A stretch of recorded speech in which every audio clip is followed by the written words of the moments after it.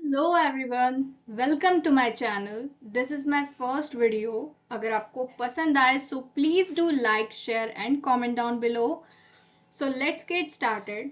Operating system का एक बहुत ही इम्पॉर्टेंट और इंडस्ट्री एलिमेंट टॉपिक आज हम डिस्कस करने वाले हैं जो कि है virtualization type 1 versus type 2 hypervisors.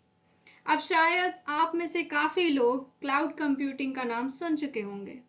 AWS, Azure, Google cloud जैसे प्लेटफॉर्म्स भी शायद यूज किए होंगे। लेकिन क्या आपने कभी सोचा है कि जब लाखों लोग एक ही टाइम पर क्लाउड सर्विसेज यूज करते हैं तो कंपनीज उन सबको सर्वर्स कैसे प्रोवाइड करती है? क्या हर यूजर के लिए एक अलग फिजिकल कंप्यूटर रखा जाता होगा? अगर ऐसा होता भी तो कॉस्ट कितनी ज्यादा बढ़ जाएगी और रिसोर्सेज भी वेस्ट होंगे। इसी प्रॉब्लम का सलूशन है वर्चुअलाइजेशन। वर्चुअलाइजेशन आज के टाइम में cloud computing, data centres, software testing और साइबर सिक्योरिटी जैसे फील्ड्स की बैकबोन बन चुकी है। इसलिए आज की वीडियो में हम स्टेप बाय स्टेप समझेंगे कि वर्चुअलाइजेशन क्या होता है, हाइपरवाइजर क्या होता है, टाइप 1 और टाइप 2 हाइपरवाइजर्स में क्या डिफरेंसेस हैं और रियल वर्ल्ड में इनका यूज कहाँ होता है। So let's get started. अब वर्चुअलाइजेशन को समझने से पहले एक सिंपल एग्जांपल लेते हैं। मान लीजिए किसी कंपनी ने एक बहुत पावरफुल सर्वर खरीदा। उस सर्वर में 64 GB रैम है, पावरफुल प्रोसेसर है और बहुत सारी स्टोरेज भी है। अब अगर कंपनी उस सर्वर पर सिर्फ एक ही एप्लीकेशन चलाए तो क्या होगा? सर्वर की मैक्सिमम कैपेसिटी यूज ही नहीं होगी। हो सकता है सिर्फ 10 या 15% रिसोर्सेज यूज हो रहे हो और बाकी सब आइडल पड़े हो। अब इमेजिन करो कंपनी के पास ऐसे 50 सर्वर्स हैं। कितना पैसा वेस्ट हो रहा होगा। हार्डवेयर कॉस्ट अलग, इलेक्ट्रिसिटी अलग, कूलिंग सिस्टम अलग, सो ओवरऑल मेंटेनेंस अलग। इसी प्रॉब्लम को सॉल्व करने के लिए इंजीनियर्स ने सोचा कि क्यों ना एक ही फिजिकल मशीन पर मल्टीपल सिस्टम्स चलाए जाएं। और यहीं से वर्चुअलाइजेशन का कॉन्सेप्ट पॉपुलर हुआ। आज के टाइम में वर्चुअलाइजेशन की वजह से एक ही फिजिकल मशीन पर मल्टीपल वर्चुअल मशीन्स रन की जा सकती हैं। हर वर्चुअल मशीन को लगता है कि वो एक इंडिपेंडेंट कंप्यूटर है। उसका अपना ऑपरेटिंग सिस्टम हो सकता है, अपनी एप्लीकेशंस हो सकती हैं, अपना स्टोरेज और नेटवर्क कॉन्फ़िगरेशन हो सकता है और सब एक ही हार्डवेयर शेयर करते हुए भी इंडिपेंडेंटली काम कर सकते हैं। यही वर्चुअलाइजेशन की पावर है। अब हम वर्चुअलाइजेशन को डिटेल में समझते हैं। सिंपल लैंग्वेज में वर्चुअलाइजेशन का मतलब है एक फिजिकल मशीन के रिसोर्सेज को लॉजिकली डिवाइड करना ताकि उस पर मल्टीपल वर्चुअल मशीन्स रन कर सकें। अब एक इंटरेस्टिंग बात, वर्चुअलाइजेशन कोई नई टेक्नोलॉजी नहीं है। बहुत लोग सोचते हैं कि क्लाउड कंप्यूटिंग के साथ ही वर्चुअलाइजेशन आई, लेकिन एक्चुअली इसका कॉन्सेप्ट 1960s से एग्जिस्ट करता है। IBM ने अपने मेन फ्रेम सिस्टम में वर्चुअलाइजेशन इंट्रोड्यूस की थी। 1990s में x86 वर्चुअलाइजेशन पॉपुलर हुई। 2000s में VMware ने सर्वर वर्चुअलाइजेशन को कमर्शियल सक्सेस बनाया और आज वर्चुअलाइजेशन क्लाउड कंप्यूटिंग की फाउंडेशन है। 1960s में कंप्यूटर्स बहुत एक्सपेंसिव होते थे। हर यूजर के लिए अलग मशीन प्रोवाइड करना पॉसिबल नहीं था। इसलिए एक ही मशीन को मल्टीपल यूजर्स के बीच शेयर करने का आइडिया उनको आया। जैसे जैसे टेक्नोलॉजी ग्रो हुई वैसे वैसे वर्चुअलाइजेशन भी इम्प्रूव होती गई। 1990s और 2000s में इंटरनेट का बूम आया। कंपनीज को बहुत सारे सर्वर्स की जरूरत पड़ने लगी, लेकिन एक प्रॉब्लम सामने आई। सर्वर्स एक्सपेंसिव थे और उनकी यूटिलाइजेशन बहुत लो थी, यानी 80% रिसोर्सेज वेस्ट हो रहे थे। वर्चुअलाइजेशन ने इसी प्रॉब्लम को सॉल्व किया। एक ही फिजिकल सर्वर को मल्टीपल वर्चुअल सर्वर्स में डिवाइड कर दिया गया। अब एक एग्जांपल लेते हैं, उस पर वर्चुअलाइजेशन इनेबल की गई। मान लो कि एक फिजिकल सर्वर जो है उस पर वर्चुअलाइजेशन इनेबल हमने की। अब उसी सर्वर पर एक वीएम विंडोज चला रही है, एक वीएम जो है वो विंडोज चला रही है, एक वीएम लाइनक्स चला रही है, एक वीएम डेटाबेस होस्ट कर रही है और एक वीएम वेब सर्वर होस्ट कर रही है। बाहर से देखने पर लगता है कि ये चारों अलग कंप्यूटर्स होते हैं, लेकिन एक्चुअली ये सब एक ही हार्डवेयर यूज कर रहे होते हैं। और सबसे इंटरेस्टिंग बात ये है कि एक वीएम को पता भी नहीं है कि उसके साथ और भी वीएम्स रन कर रही हैं। हर वीएम को लगता है कि पूरा हार्डवेयर उसका ही है। आज आप AWS पर EC2 इंस्टेंस जब लॉन्च करते हो तो मोस्ट केसेस में आपको डेडिकेटेड फिजिकल सर्वर नहीं मिलता, और इसी वजह से AWS लाखों कस्टमर्स को एफिशिएंटली सर्व कर पाता है। तो शॉर्ट में बोले तो हार्डवेयर रिसोर्सेस का मैक्सिमम यूटिलाइजेशन करने का एक स्मार्ट तरीका वर्चुअलाइजेशन है। This is the power of virtualization and why it has become such an essential technology in the modern world. अब इतनी तारीफ तो कर ली, इसके कुछ बेनिफिट्स भी देख लेते हैं। किसी भी टेक्नोलॉजी को अडॉप्ट करने से पहले ये समझना जरूरी होता है कि उसके एडवांटेजेस क्या हैं और ऑर्गेनाइजेशंस उस पर इन्वेस्ट क्यों करती हैं। वर्चुअलाइजेशन आज इतनी पॉपुलर इसीलिए है क्योंकि ये मल्टीपल प्रॉब्लम्स को सॉल्व करती है। सबसे पहला बेनिफिट है रिसोर्स ऑप्टिमाइजेशन। मान लीजिए एक कॉलेज के पास 5 फिजिकल सर्वर्स हैं। हर सर्वर पर अलग अलग सर्विस रन हो रही है। एक सर्वर वेबसाइट के लिए, एक डेटाबेस के लिए, एक स्टूडेंट मैनेजमेंट सिस्टम के लिए और बाकी दूसरी सर्विसेज के लिए। लेकिन हो सकता है कि हर सर्वर सिर्फ 20 या 30% कैपेसिटी ही यूज कर रहा हो। मतलब प्रोसेसर, रैम और स्टोरेज का बहुत बड़ा पार्ट आइडल पड़ा है। ये बिल्कुल वेस्ट ही है, जैसे आपने एक 50 सीटर बस खरीद ली हो और रोज उसमें सिर्फ 5 लोग ट्रैवल कर रहे हो। बस तो चल रही है लेकिन उसकी कैपेसिटी का प्रॉपर यूज नहीं हो रहा है। वर्चुअलाइजेशन की हेल्प से इन 5 सर्वर्स का काम शायद 1 या 2 पावरफुल सर्वर्स पर ही हो जाए। इससे हार्डवेयर रिसोर्सेज का मैक्सिमम यूटिलाइजेशन होता है और वेस्टेज कम होता है। दूसरा बेनिफिट है कॉस्ट रिडक्शन। जब कम सर्वर्स खरीदने पड़ेंगे तो ऑब्वियस है कि हार्डवेयर कॉस्ट कम होगी। लेकिन सिर्फ हार्डवेयर ही नहीं, और भी बहुत सारे हिडन कॉस्ट होते हैं, जैसे इलेक्ट्रिसिटी का बिल, कूलिंग सिस्टम्स का कॉस्ट, मेंटेनेंस कॉस्ट और सर्वर रूम की स्पेस। डेटा सेंटर्स में कूलिंग का खर्चा कई बार हार्डवेयर जितना इंपॉर्टेंट होता है। अगर वर्चुअलाइजेशन की वजह से 10 सर्वर्स की जगह 2 सर्वर्स ही सफिशिएंट हो जाएं, तो कंपनी का लाखों रुपयों का खर्चा बच सकता है। इसी वजह से लार्ज कंपनीज और क्लाउड प्रोवाइडर्स वर्चुअलाइजेशन को एक्सटेंसिवली यूज करते हैं। तीसरा बेनिफिट है आइसोलेशन एंड सिक्योरिटी। मान लीजिए एक फिजिकल मशीन पर 4 वर्चुअल मशीन्स रन कर रही हैं। अगर उनमें से एक वीएम किसी वायरस या मालवेयर से इन्फेक्टेड हो जाए तो प्रॉपरली कॉन्फ़िगर्ड वर्चुअलाइजेशन एनवायरनमेंट में बाकी वीएम सेफ रह सकती हैं। ये बिल्कुल वैसे ही है जैसे एक अपार्टमेंट बिल्डिंग में अलग अलग फ्लैट्स होते हैं।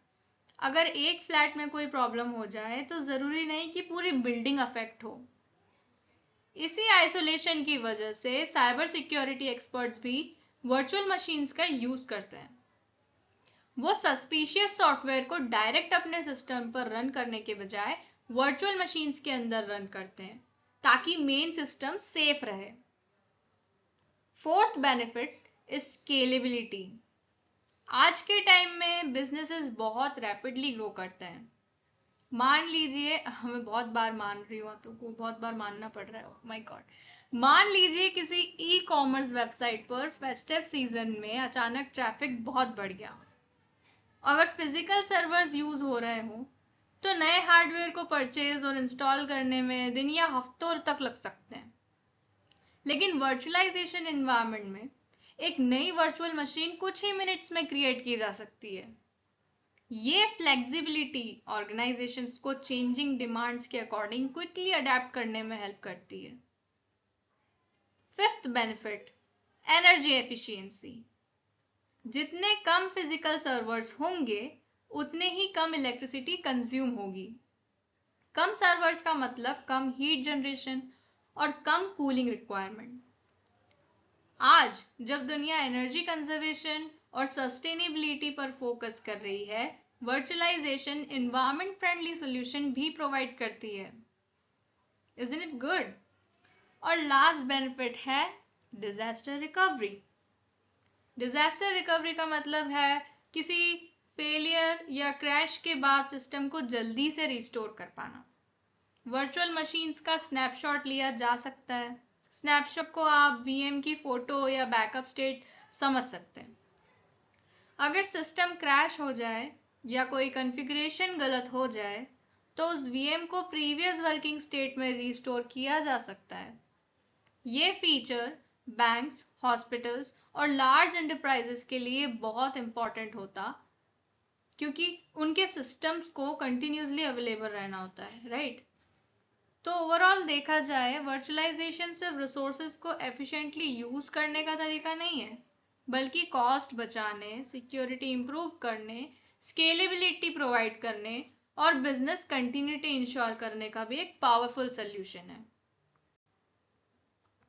अब तक हमने वर्चुअलाइजेशन के बेनिफिट्स समझ लिए हैं, लेकिन वर्चुअलाइजेशन प्रैक्टिकली काम कैसे करती है, इसको समझने के लिए हमने दो इंपॉर्टेंट कॉन्सेप्ट समझने होंगे। वो है वर्चुअल मशीन और हाइपरवाइजर। सबसे पहले बात करते हैं वर्चुअल मशीन यानी वीएम की। जैसे कि हमने पहले इतनी बार समझा, वर्चुअल मशीन को सिंपल लैंग्वेज में समझाना है तो सॉफ्टवेयर बेस्ड कंप्यूटर है वो, यानी ये कोई फिजिकल मशीन नहीं है, बल्कि सॉफ्टवेयर की हेल्प से क्रिएट की गई एक वर्चुअल एनवायरनमेंट है जो बिल्कुल एक रियल कंप्यूटर की तरह बिहेव करती है।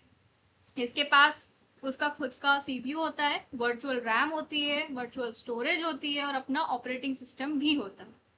अगर आप विंडोज लैपटॉप यूज करते हैं और उसके अंदर एक वर्चुअल मशीन क्रिएट करके उबुंटू लाइनक्स इंस्टॉल करते हैं तो उबुंटू को बिल्कुल ऐसा लगेगा कि वो एक रियल कंप्यूटर पर हो रहा है।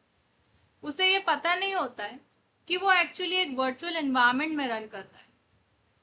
अब आप सोच रहे होंगे कि वर्चुअल मशीन की जरूरत ही क्यों पड़ती है। मान लीजिए एक सॉफ्टवेयर डेवलपर को अपनी एप्लीकेशन विंडोज और लाइनक्स दोनों ऑपरेटिंग सिस्टम पर टेस्ट करनी है। क्या वो टेस्टिंग के लिए अलग अलग फिजिकल कंप्यूटर खरीदेगा? बिल्कुल नहीं। वो एक ही मशीन पर मल्टीपल वर्चुअल मशीन्स क्रिएट करके अलग अलग ऑपरेटिंग सिस्टम्स इंस्टॉल कर सकता है। इसी वजह से वर्चुअल मशीन सॉफ्टवेयर डेवलपमेंट और टेस्टिंग में बहुत पॉपुलर है। अब सवाल ये है कि वर्चुअल मशीन क्रिएट कौन करता है? आंसर है हाइपरवाइजर्स। इंपॉर्टेंट कंपोनेंट होते हैं ये एक स्पेशल सॉफ्टवेयर लेयर होती है जो वर्चुअल मशीन्स को क्रिएट, मैनेज और कंट्रोल करती है। सिंपल वर्ड्स में बोले तो हाइपरवाइजर ही वर्चुअलाइजेशन का मैनेजर है। हाइपरवाइजर के बिना वर्चुअलाइजेशन पॉसिबल नहीं है। चलिए इससे एक रियल लाइफ एनालॉजी के साथ समझते हैं। इमेजिन कीजिए कि एक अपार्टमेंट बिल्डिंग है। इस अपार्टमेंट बिल्डिंग को हम फिजिकल हार्डवेयर मान लेते हैं। बिल्डिंग के अंदर जो अलग अलग फ्लैट्स हैं उन्हें हम वर्चुअल मशीन्स मान लेते हैं और बिल्डिंग का मैनेजर या केयरटेकर हाइपरवाइजर है। अब मैनेजर का काम क्या होता है? मैनेजर डिसाइड करता है कि किस टेनेंट को कौन सा फ्लैट मिलेगा, कितनी फैसिलिटीज मिलेंगी और कौन किस फ्लोर पर रहेगा। और सबसे इंपॉर्टेंट बात, मैनेजर इंश्योर करता है कि एक टेनेंट दूसरे टेनेंट को डिस्टर्ब ना करे। एग्जैक्टली इसी तरह हाइपरवाइजर फिजिकल हार्डवेयर के रिसोर्सेज को मैनेज करता है। वो डिसाइड करता है कि किस वीएम को कितनी रैम मिलेगी, कितना सीपीयू पावर मिलेगा और कितनी स्टोरेज एलोकेट की जाएगी, और साथ ही इंश्योर करता है कि एक वीएम दूसरे वीएम के रिसोर्सेज में इंटरफेयर ना करे। आप कुछ इंपॉर्टेंट टर्म्स समझते हैं जो एग्जाम्स में फ्रीक्वेंटली पूछी जाती है। सबसे पहला टर्म है होस्ट मशीन। होस्ट मशीन वो एक्चुअल फिजिकल कंप्यूटर होता है जिस पर वर्चुअलाइजेशन रन हो रही होती है, यानी कि ओरिजिनल हार्डवेयर। दूसरा टर्म है guest machine. Guest machine virtual machine होती है जो होस्ट मशीन के रिसोर्सेज यूज करती है। आप इसे गेस्ट इसलिए कह सकते हैं क्योंकि वो होस्ट के घर में रह रही है और उसके रिसोर्सेज भी यूज कर रही है। अब बात करते हैं हाइपरवाइजर की। हाइपरवाइजर के कुछ मेन फंक्शंस हम डिस्कस करने वाले हैं। 4 मेजर फंक्शन, जिसमें सबसे पहला है resource allocation. Hypervisor CPU, RAM और स्टोरेज को डिफरेंट वर्चुअल मशीन्स के बीच डिस्ट्रीब्यूट करता है। जैसे अगर एक सिस्टम में 16 GB रैम है और 4 वर्चुअल मशीन्स रन कर रही हैं, तो हाइपरवाइजर डिसाइड करेगा कि किस वीएम को कितनी मेमोरी एलोकेट करनी है। दूसरा फंक्शन है आइसोलेशन। आइसोलेशन का मतलब है कि एक वीएम दूसरे वीएम के डेटा या प्रोसेसेस को डायरेक्टली एक्सेस नहीं कर सकती। ये सिक्योरिटी के लिए भी बहुत इंपॉर्टेंट है। तीसरा फंक्शन है hardware abstraction. Hypervisor physical hardware और वर्चुअल मशीन्स के बीच एक ब्रिज का काम करता है। वर्चुअल मशीन का डायरेक्टली हार्डवेयर के साथ डील नहीं करना पड़ता। हाइपरवाइजर हार्डवेयर को एब्स्ट्रैक्ट करके वर्चुअल रिसोर्सेज प्रोवाइड करता है उसको। एंड लास्ट फंक्शन है वीएम लाइफ साइकिल मैनेजमेंट। ये वर्चुअल मशीन्स को create, start, stop, pause, restart और डिलीट करने का काम करता है, यानी वीएम की पूरी लाइफ साइकिल को मैनेज करता है। तो अगर हम समराइज करें तो वर्चुअल मशीन है जो हमारी तो जो हमारी वर्चुअल मशीन्स है वो एक सॉफ्टवेयर बेस्ड कंप्यूटर है और हाइपरवाइजर उसका मैनेजर है। अगर हाइपरवाइजर ना हो तो मल्टीपल वर्चुअल मशीन्स को एफिशिएंटली क्रिएट और मैनेज करना ऑलमोस्ट इम्पॉसिबल हो जाएगा। इसी वजह से हाइपरवाइजर को वर्चुअलाइजेशन का हार्ट या बैकबोन माना जाता है। और आगे की स्लाइड्स में हम देखेंगे कि हाइपरवाइजर के 2 मेजर टाइप्स जो होते हैं, टाइप 1 और टाइप 2, वो क्या है, क्यों है, कौन सा बेटर है क्या नहीं, ये सब हम आगे डिसाइड करेंगे। नाउ हाइपरवाइजर्स को मेनली 2 कैटेगरीज में डिवाइड किया जाता है, टाइप 1 हाइपरवाइजर और type 2 hypervisor. Type 1 directly hardware पर रन करता है, इसलिए इसे बेयर मेटल हाइपरवाइजर भी कहते हैं। टाइप 2 एक एग्जिस्टिंग ऑपरेटिंग सिस्टम के ऊपर रन करता है, इसलिए इसे होस्टेड हाइपरवाइजर भी कहते हैं। यही आर्किटेक्चरल डिफरेंस इन दोनों के परफॉर्मेंस और सिक्योरिटी और यूज केसेस को डिफाइन करता है। अब सवाल आता है कि जब हाइपरवाइजर एक ही काम करता है, यानी वीएम्स को मैनेज करना, तो फिर 2 टाइप्स की जरूरत क्यों पड़ी? इसका रीजन है यूज केस। कुछ ऑर्गेनाइजेशंस को मैक्सिमम परफॉर्मेंस चाहिए होती है, स्पेशली डेटा सेंटर्स और क्लाउड प्रोवाइडर्स को। वहीं स्टूडेंट्स और डेवलपर्स को इजी इंस्टॉलेशन और टेस्टिंग एनवायरनमेंट चाहिए होता है। इसी रिक्वायरमेंट की वजह से हाइपरवाइजर्स को 2 कैटेगरीज में डिवाइड किया गया, टाइप 1 और टाइप 2। आई होप अभी तक आपको क्लियर हो गया होगा कि वर्चुअलाइजेशन क्या है। सो फाइनली हम टॉपिक पे आते हैं, जो कि है टाइप 1 हाइपरवाइजर और टाइप 2 हाइपरवाइजर का डिटेल्ड एक्सप्लेनेशन। तो टाइप 1 हाइपरवाइजर को हम बेयर मेटल हाइपरवाइजर भी बोलते हैं। सबसे पहले समझते हैं कि इसे बेयर मेटल हाइपरवाइजर कहा क्यों जाता है। यहाँ बेयर मेटल का मतलब है एक्चुअल फिजिकल हार्डवेयर। इस टाइप का हाइपरवाइजर डायरेक्टली फिजिकल हार्डवेयर पर इंस्टॉल होता है, यानी हार्डवेयर और हाइपरवाइजर के बीच कोई ऑपरेटिंग सिस्टम नहीं होता। अगर हम आर्किटेक्चर को देखें तो सबसे नीचे आता है फिजिकल हार्डवेयर, जो कि जिसमें हमारा सीपीयू, रैम, स्टोरेज और नेटवर्क डिवाइसेस शामिल होते हैं। उसके ऊपर डायरेक्टली हाइपरवाइजर इंस्टॉल किया जाता है और फिर हाइपरवाइजर के ऊपर मल्टीपल वर्चुअल मशीन्स रन करती है। ये आर्किटेक्चर टाइप 1 हाइपरवाइजर को बहुत पावरफुल बनाता है। अब सवाल आता है कि ऑपरेटिंग सिस्टम को रिमूव करने से क्या फायदा हो। नॉर्मली जब कोई सॉफ्टवेयर हार्डवेयर को एक्सेस करता है तो ऑपरेटिंग सिस्टम के थ्रू करता है, लेकिन टाइप 1 हाइपरवाइजर में बीच में कोई होस्ट ऑपरेटिंग सिस्टम नहीं है, इसलिए हाइपरवाइजर डायरेक्टली हार्डवेयर को साथ कम्युनिकेट कर सकता है। इस डायरेक्ट एक्सेस की वजह से परफॉर्मेंस बहुत हाई होती है और लेटेंसी भी कम होती है। अब एक सिंपल रियल लाइफ एग्जांपल लेते हैं। मान लो कि आपको ऑफिस जाना है किसी भी, अगर आप डायरेक्टली ऑफिस पहुंच जाओ तो टाइम कम लगेगा, राइट? लेकिन अगर पहले से किसी इंटरमीडियरी के पास जाना पड़े और फिर ऑफिस जाना पड़े तो एक्स्ट्रा टाइम लगेगा। सो टाइप 1 हाइपरवाइजर भी इसी तरह डायरेक्टली हार्डवेयर तक पहुंचता है, इसलिए ये फास्ट होता है। परफॉर्मेंस के अलावा सिक्योरिटी भी इसका एक मेजर एडवांटेज है। व्हाई? क्योंकि यहाँ कोई होस्ट ऑपरेटिंग सिस्टम नहीं है, इसलिए अटैक सरफेस कंपैरेटिवली कम हो जाती है। अटैक सर्विस से मतलब यह है कि वो पॉइंट्स जहां से अटैकर सिस्टम को टारगेट कर सकता है। अगर होस्ट ऑपरेटिंग सिस्टम ही नहीं होगा तो उस ऑपरेटिंग सिस्टम की वल्नरेबिलिटीज का रिस्क भी नहीं रहेगा। इसी वजह से ऑर्गेनाइजेशंस जहां सिक्योरिटी बहुत इंपॉर्टेंट होती है, जैसे कि बैंक्स, गवर्नमेंट ऑर्गेनाइजेशंस हुई, क्लाउड प्रोवाइडर्स जो है, वो टाइप 1 हाइपरवाइजर को प्रेफर करते हैं। एक और इम्पॉर्टेंट एडवांटेज जो है वो है resource utilization. Hypervisor directly hardware resources को मैनेज करता है, इसलिए सीपीयू, रैम और स्टोरेज का यूटिलाइजेशन बेटर होता है। रिसोर्सेज कम वेस्ट होते हैं और सिस्टम ज्यादा वर्चुअल मशीन्स को एफिशिएंटली हैंडल कर पाता है। अब बात करते हैं रियल वर्ल्ड यूसेज की। Type 1 hypervisors mostly enterprise environments में यूज किए जाते हैं।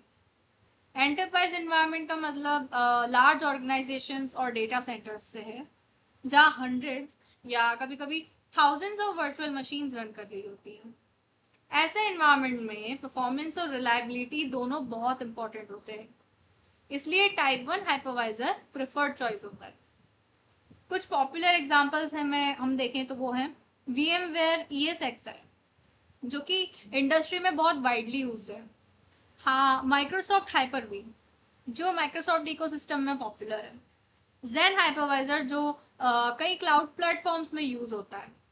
और KVM यानी कर्नल बेस्ड वर्चुअल मशीन, जो लाइनक्स एनवायरमेंट्स में बहुत कॉमन है। आपने AWS या Amazon वेब सर्विसेज का नाम जरूर सुना होगा। AWS दुनिया की सबसे बड़े क्लाउड सर्विस प्रोवाइडर्स में से एक है। जब कोई यूजर AWS पर EC2 इंस्टेंस लॉन्च करता है तो उसके पीछे वर्चुअलाइजेशन टेक्नोलॉजी का यूज होता है। हिस्टोरिकली AWS ने Zen हाइपरवाइजर का एक्सटेंसिवली यूज किया है। आज भी क्लाउड एनवायरनमेंट्स में कस्टमाइज्ड वर्चुअलाइजेशन सॉल्यूशंस यूज किए जाते हैं। सोचिए, दुनिया भर के millions of users cloud servers launch कर रहे हैं। ये सब वर्चुअल मशीन्स एफिशिएंटली रन करना तभी पॉसिबल है जब अंडरलाइंग हाइपरवाइजर हाई परफॉर्मेंस और स्केलेबल हो। और इसी वजह से टाइप 1 हाइपरवाइजर क्लाउड कंप्यूटिंग और मॉडर्न डेटा सेंटर्स की बैकबोन माने जाते हैं। तो शॉर्ट में अगर टाइप 1 हाइपरवाइजर को डिफाइन करना हो तो हम कह सकते हैं कि ये एक ऐसा हाइपरवाइजर है जो डायरेक्टली फिजिकल हार्डवेयर पर रन करता है, हाई परफॉर्मेंस और बेटर सिक्योरिटी प्रोवाइड करता है, और लार्ज स्केल एंटरप्राइज और क्लाउड एनवायरनमेंट्स के लिए भी एक आइडियल चॉइस होता है। Now we'll move on to the second type, type 2 hypervisor, जिसे होस्टेड हाइपरवाइजर भी कहा जाता है। अब जैसा कि इसका नाम है, होस्टेड का मतलब है कि ये एक एग्जिस्टिंग ऑपरेटिंग सिस्टम के ऊपर होस्ट किया जाता है, यानी टाइप 1 की तरह डायरेक्टली हार्डवेयर पर इंस्टॉल नहीं होता है। इसकी वजह ये एक नॉर्मल सॉफ्टवेयर एप्लीकेशन की तरह इंस्टॉल होता है, बिल्कुल वैसे ही जैसे हम अपने कंप्यूटर में क्रोम ब्राउजर, MS ऑफिस या कोई और सॉफ्टवेयर इंस्टॉल करते हैं। आर्किटेक्चर को समझे तो सबसे नीचे फिजिकल हार्डवेयर होता है, उसके ऊपर होस्ट ऑपरेटिंग सिस्टम होता है, जैसे कि विंडोज, लाइनक्स या मैक ओएस। उस ऑपरेटिंग सिस्टम के ऊपर आता है टाइप 2 हाइपरवाइजर जो हम इंस्टॉल हो जाता है, और फिर उस हाइपरवाइजर के अंदर जो है हमारी वर्चुअल मशीन्स रन करती हैं। अब सवाल आता है कि जब वर्चुअल मशीन को सीपीयू, रैम या स्टोरेज एक्सेस करना हो तो क्या होता है? तो टाइप 2 हाइपरवाइजर डायरेक्टली हार्डवेयर से तो बात करता नहीं है। पहले रिक्वेस्ट हाइपरवाइजर के पास जाती है, फिर हाइपरवाइजर होस्ट ऑपरेटिंग सिस्टम से बात करता है, उसको रिक्वेस्ट भेजता है, और होस्ट ऑपरेटिंग सिस्टम हार्डवेयर से कम्युनिकेट करता है। यानी बीच में एक एक्स्ट्रा लेयर आ गई यहाँ पर। इसी एक्स्ट्रा लेयर की वजह से इसका परफॉर्मेंस टाइप 1 के कंपैरिजन में थोड़ा कम हो जाता है। लेकिन इसका मतलब ये नहीं है कि टाइप 2 हाइपरवाइजर इनएफिशिएंट है। पर्सनल यूज, लर्निंग और डेवलपमेंट के लिए इनकी परफॉर्मेंस यूजुअली काफी अच्छी होती है। अब मान लीजिए कि आपको किसी कंपनी के सीईओ से बात करनी है। अब टाइप 1 हाइपरवाइजर में आप डायरेक्टली सीईओ के पास चले जाओगे, उससे बात कर लोगे, बात खत्म। लेकिन टाइप 2 हाइपरवाइजर में पहले आप मैनेजर के पास जाओगे, फिर मैनेजर सीईओ तक मैसेज आपका पहुंचाएगा, देन आपकी कुछ बातचीत हो पाएगी। तो यहाँ पे एक एडिशनल स्टेप आ गया। इसी वजह से थोड़ा एक्स्ट्रा टाइम लगता है टाइप 2 हाइपरवाइजर को। लेकिन प्रैक्टिकल सिचुएशंस में ये डिफरेंस पर्सनल यूजर्स के लिए ज्यादा नोटिसेबल नहीं होता। अब बात करते हैं कि इसका सबसे बड़ा एडवांटेज क्या है, और वो है ईज ऑफ यूज। बहुत ही इजीली यूज करने वाला हाइपरवाइजर है। क्यों? क्योंकि इसको डायरेक्ट इंस्टॉल करना है। किसी भी स्पेशल हार्डवेयर कॉन्फ़िगरेशन या डेडिकेटेड सर्वर की जरूरत नहीं है। बस सॉफ्टवेयर डाउनलोड करो, इंस्टॉल करो और वर्चुअल मशीन क्रिएट कर लो। इसी वजह से स्टूडेंट्स और बिगिनर्स के लिए ये सबसे पॉपुलर चॉइस है। मान लीजिए कि आपको विंडोज यूज करते हैं, अगर आप लाइनक्स यूज करते हैं या जो भी यूज करते हैं, अब आपको कोई दूसरा ऑपरेटिंग सिस्टम सीखना है। अगर आप विंडोज यूज करते हैं और आपको लाइनक्स सीखना है, आप वो सीखना चाहते हो, तो आप अपना विंडोज रिमूव नहीं करना चाहोगे, बट स्टिल उसका एक्सपीरियंस, दूसरे ऑपरेटिंग सिस्टम का एक्सपीरियंस लेना चाहोगे। सो ड्यूअल बूट सेटअप जो है वहाँ स्टूडेंट को कंफर्टेबल नहीं लगता। ऐसे में आप वर्चुअल बॉक्स इंस्टॉल कर सकते हो, उसके अंदर उबुंटू लाइनक्स इंस्टॉल कर सकते हो। अब आप एक ही लैपटॉप में विंडोज और लाइनक्स दोनों यूज कर सकते हो। ये वर्चुअलाइजेशन का एक प्रैक्टिकल एग्जांपल है जो बहुत सारे स्टूडेंट्स यूज करते हैं। डेवलपर्स भी टाइप 2 हाइपरवाइजर का एक्सटेंसिवली यूज करते हैं। सपोज किसी डेवलपर को अपनी एप्लीकेशन विंडोज, उबुंटू और लाइनक्स पर टेस्ट करनी है, तो वो 3 अलग अलग लैपटॉप्स खरीदने की बजाय एक मशीन पर तीनों वर्चुअल मशीन्स क्रिएट कर सकते हैं। इससे टाइम भी बचता है और कॉस्ट भी। अब कुछ पॉपुलर एग्जांपल्स हम देख लेते हैं। सबसे पहला एग्जांपल है Oracle VM वर्चुअल बॉक्स। ये फ्री और ओपन सोर्स हाइपरवाइजर है जो स्टूडेंट्स और लर्नर्स के बीच बहुत पॉपुलर है। दूसरा एग्जांपल है VMware वर्कस्टेशन। ये प्रोफेशनल फीचर्स प्रोवाइड करता है और सॉफ्टवेयर डेवलपर्स के बीच काफी यूज होता है। तीसरा एग्जांपल है Parallels डेस्कटॉप, जो मेनली मैक ओएस यूजर्स के लिए पॉपुलर है। इसकी हेल्प से Mac users Windows virtual machine run कर सकते हैं। तो अगर हम टाइप 2 हाइपरवाइजर को समराइज करें, तो ये एक ऐसा हाइपरवाइजर है जो होस्ट ऑपरेटिंग सिस्टम के ऊपर इंस्टॉल होता है, उस यूज करने में आसान होता है, ईज ऑफ यूज इसका एडवांटेज है, और लर्निंग, सॉफ्टवेयर डेवलपमेंट, टेस्टिंग और एक्सपेरिमेंटेशन के लिए एक आइडियल चॉइस माना जाता है। इसी वजह से कॉलेजेस, ट्रेनिंग इंस्टीट्यूट्स या सॉफ्टवेयर डेवलपर्स टाइप 2 हाइपरवाइजर्स को भी बहुत यूज करते हैं और इसे भी एज अ प्रायोरिटी कंसिडर करते हैं। अब हम फटाफट से टाइप 1 और टाइप 2 का जो डिफरेंसेस है वो देख लेते हैं। एग्जाम और इंटरव्यूज दोनों में फ्रीक्वेंटली पूछा जाता है। तो पहली चीज है installation layer. Type 1 directly hardware पर इंस्टॉल होता है, वहीं टाइप 2 होस्ट ऑपरेटिंग सिस्टम के ऊपर इंस्टॉल होता है, जैसे कि हमने पहले देखा। परफॉर्मेंस में ऑब्वियसली टाइप 1 फास्टर है क्योंकि उसके बीच में कोई ऑपरेटिंग सिस्टम नहीं आता। टाइप 2 में एक एडिशनल स्टेप आता है, इसलिए वो कंपैरेटिवली स्लोअर है। सिक्योरिटी में भी टाइप 1 का अटैक सरफेस कम है because of no operating system in between. Type 2 host OS की वल्नरेबिलिटीज इनहेरिट करता है। Resource efficiency, type 1 direct hardware access देता है, वहीं टाइप 2 रिसोर्सेज होस्ट ओएस के साथ शेयर करता है।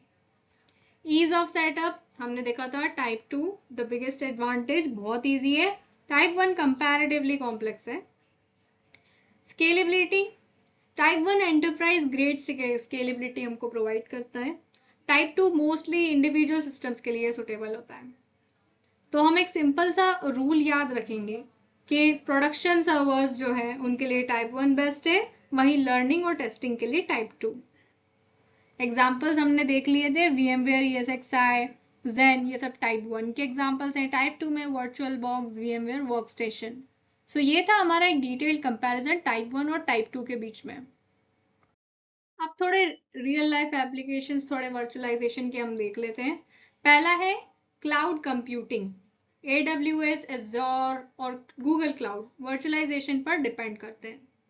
डेवलपमेंट एंड टेस्टिंग की बात करें तो developers multiple operating systems test करते हैं, तो उसके लिए वर्चुअलाइजेशन के थ्रू वो अपना एप्लीकेशन अलग अलग ऑपरेटिंग सिस्टम वर्चुअल मशीन्स में जो बनाए जाएंगे उसमें वो टेस्ट कर सकते हैं without needing a separate physical hardware.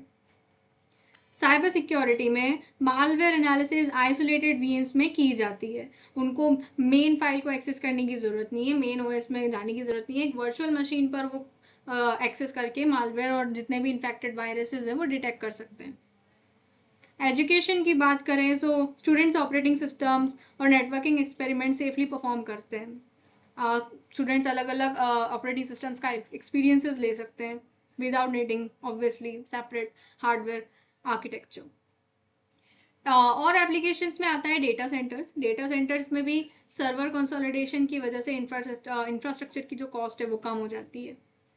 DevOps में CI/CD पाइपलाइंस में टेम्पररी VMs क्रिएट की जाती हैं। आज अगर आप किसी क्लाउड सर्विस का यूज कर रहे हैं तो उसके पीछे कहीं ना कहीं वर्चुअलाइजेशन जरूर काम कर रही होती है, and that's why this is a very modern and very efficient technology. Her technology की तरह वर्चुअलाइजेशन के भी कुछ चैलेंजेस हैं, हम वो देखने वाले हैं। पहला है performance overhead, specially type 2 hypervisors में। रिसोर्स कंटेंशन, मल्टीपल VMs एक ही हार्डवेयर के रिसोर्सेज के लिए compete करती हैं।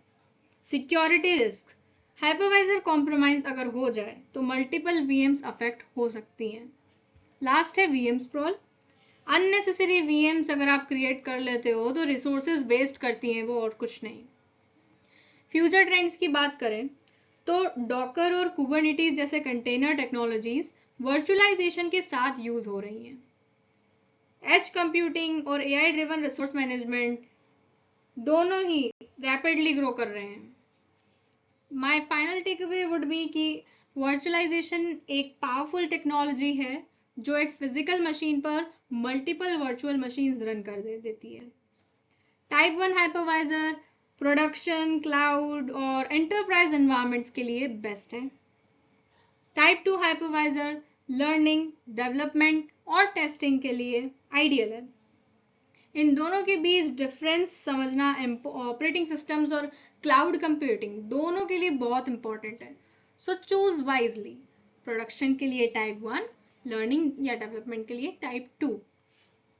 आई होप कि वीडियो आपको हेल्प करी होगी to understand virtualization and the difference between type 1 and type 2 hypervisors in a simple and practical way, जैसे कि मैंने आपको real life examples and analogies से समझाया। आई होप कि आपको समझ आया हो सब अच्छे से, आपको एग्जाम्स में ये सारी चीज़ें हेल्प करें, आपके कॉन्सेप्ट क्लियर हो गए होंगे। Thank you everyone for being till now, for being here and for listening me, for enduring me. If you like the video, please share, comment, like. Since this is my first video, so I'm not expecting much, but still I hope कि आपको सब चीज़ clear रही होंगी. Thank you so much everyone.